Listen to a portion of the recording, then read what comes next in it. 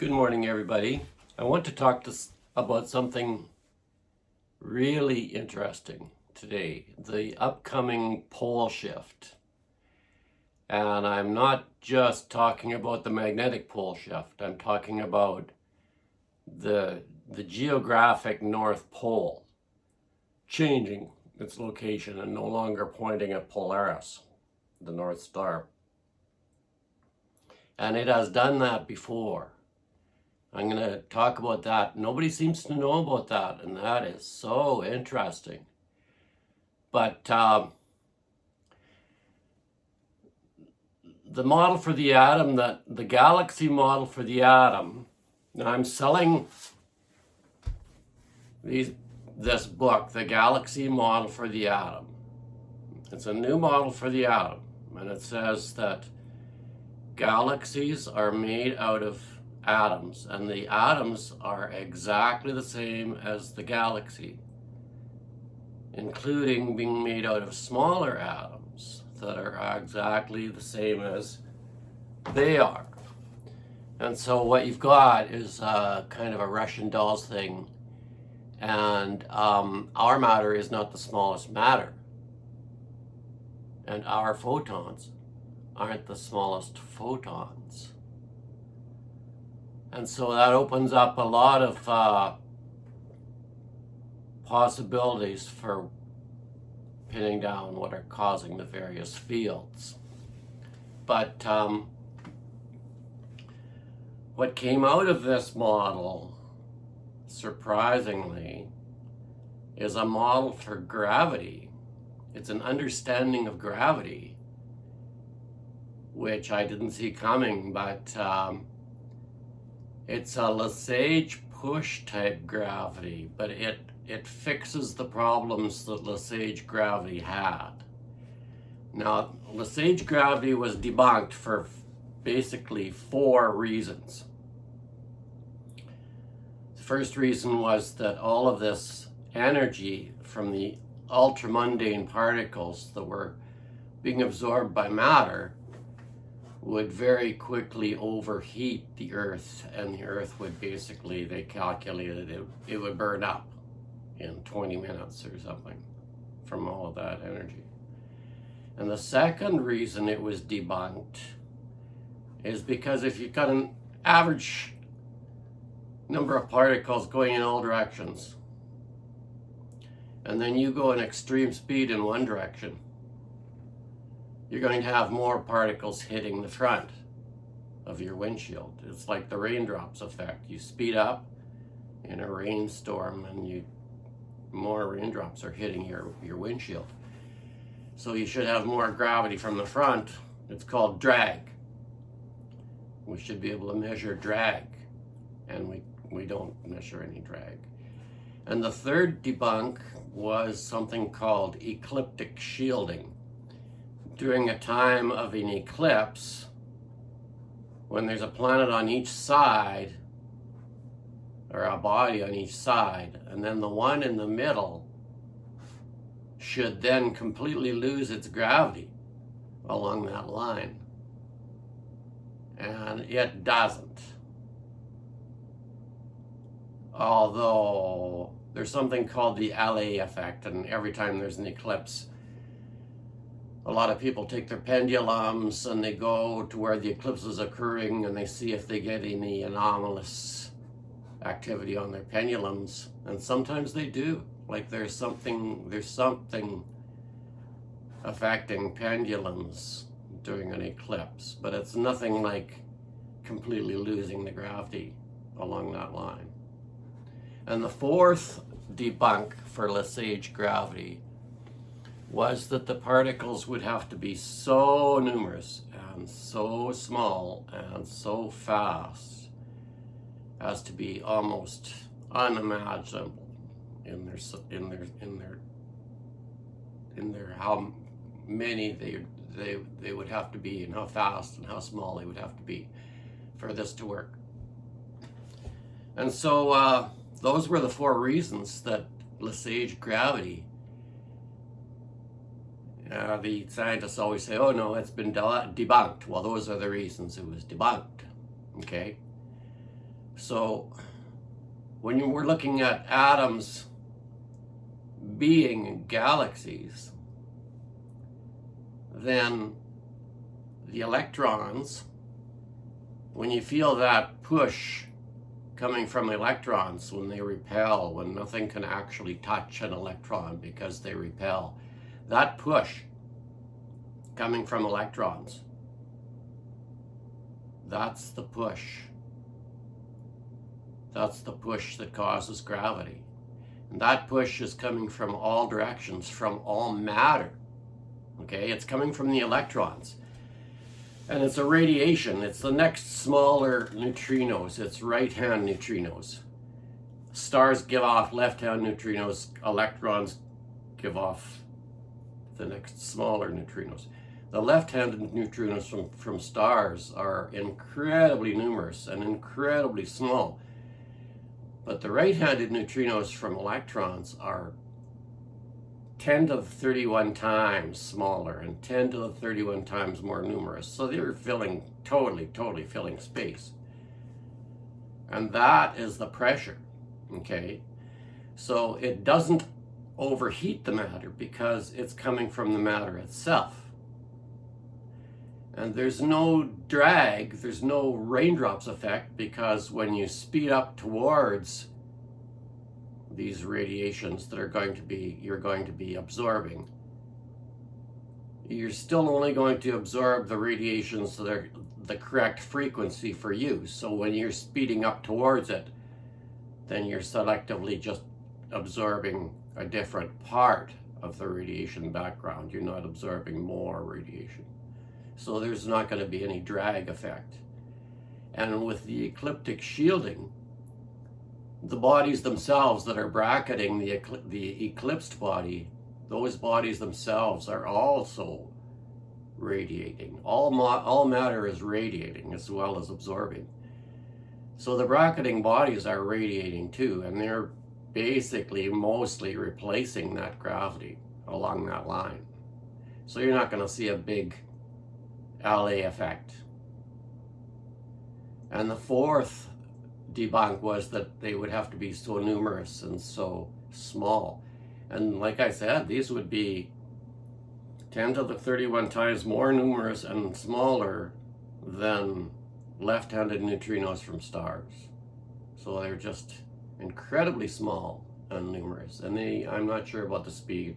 They may be faster. They may be faster than light. It would make sense, but that one's hard to pin down.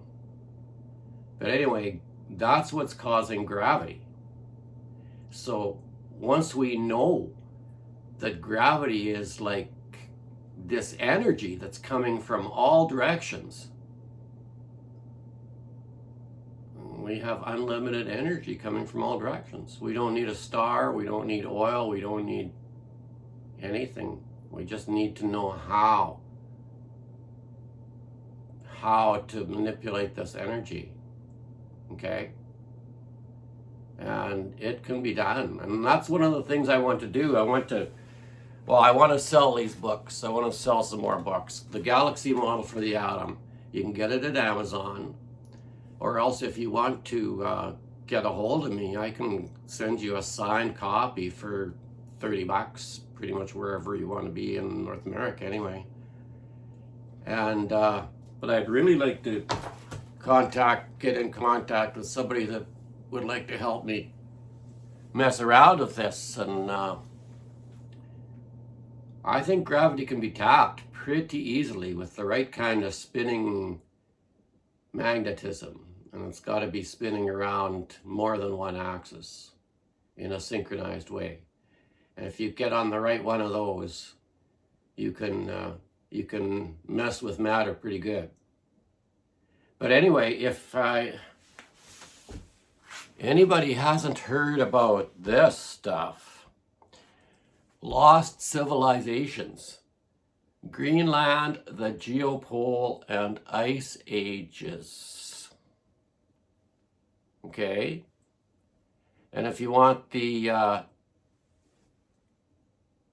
it's u2.be/capital L, capital K, small g, capital U, capital G, capital D, small u, capital V, capital B, 4.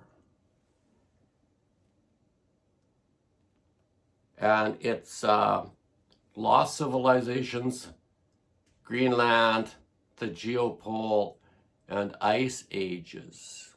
Okay? So people have to know about this. This is amazing stuff. What they did was, you know how the pyramids are lined up with our North Pole very, very precisely. Okay, well, they noticed that older pyramids aren't. And some of them are more not aligned than others. And so they started lining up all these ones that aren't lined up with the North Pole. And they found that the next older pyramids are pointing at a North Pole that's about 500 miles south of the present North Pole, right down the middle of Greenland. And they looked at even older pyramids and settlements, and back when people are making roads, they always make them north-south, and they make their monuments north-south. And so these really old settlements, the angle that they're made on generally is the same angle as their pyramid or their monuments or whatever. It's always aligned north-south.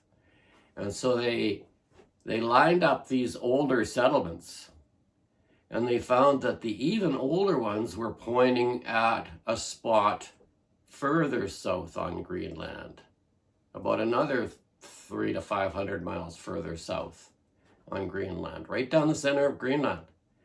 And they found 5 previous spots where the north axis has been, right down the middle of Greenland. Okay, so we know that the magnetic North Pole has been moving north pretty fast. It's moving towards Siberia. It's gone right over the north. It's gone over the top now. It's headed for Siberia. And if you project the next place that the North Pole is going to be, if you look at this site, geopole thing, okay, I put this on my globe. Now you see the dots down Greenland. That's where the North Pole used to be. The last 4 places it was. Right down the middle of Greenland. Okay? So now, if we project where the next one's going to be, that's where I put the hook. All right? That's where the hook goes. That's where the next axis is going to be. When it shifts the next time, that's where the North Pole is going to be. So knowing that it's going to be there, I moved the equator. Okay, see? The blue line is where it's going to be. The middle separation there is where it was. Now, when it moves to the next place, the water there is going to get deeper. Wherever it moves to, the water is going to get deeper. Okay? So if we look on this side,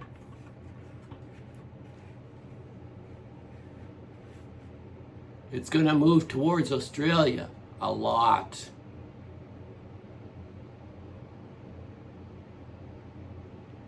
Has Australia got any mountains?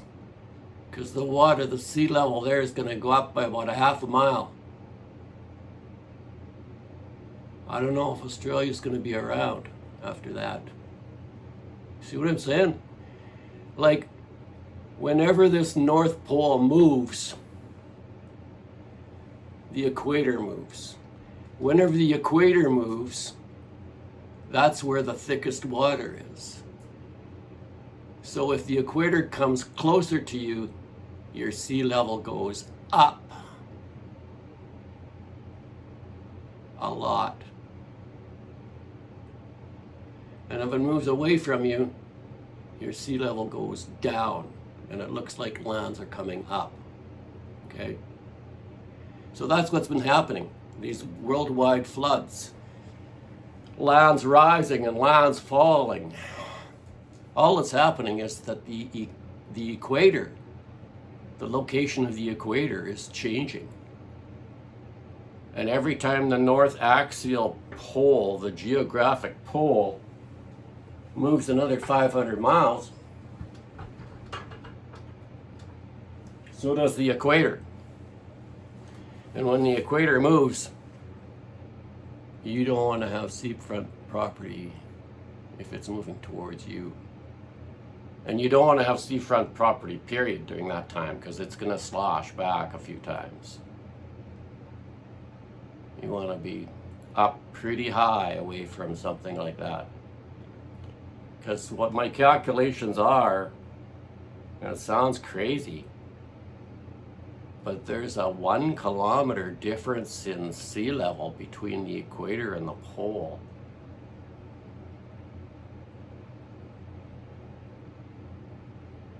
Something like that, maybe more. Craziness. That's a lot of water to change location. I mean, even if it's only changing like 2% of that, 2% of a kilometer, and sea level is going to change a bit, man. Not going to be pretty. Anyway, the galaxy model for the atom, a new model for the atom, a new explanation for gravity, a new way to control matter. I would love to get somebody to help me prove this. But you can buy this at Amazon, the Galaxy Model for the Atom from John Sefton. If you want a copy, a signed copy, I will send you one if you get a hold of me, if you can kind of raise me from the dead. Anyway, yeah, that's sea level stuff, man. The North Magnetic Pole is going right towards over the New Siberian Islands, where it looks like the next axis is going to be right over at Siberian Islands there. And that's exactly where the North Magnetic Pole is heading right now. It's almost there. So I don't know if that's correlated with it or how that works, but it looks to be a regular thing. And it's going to be impressive. Very impressive. Okay, have a good day, you guys.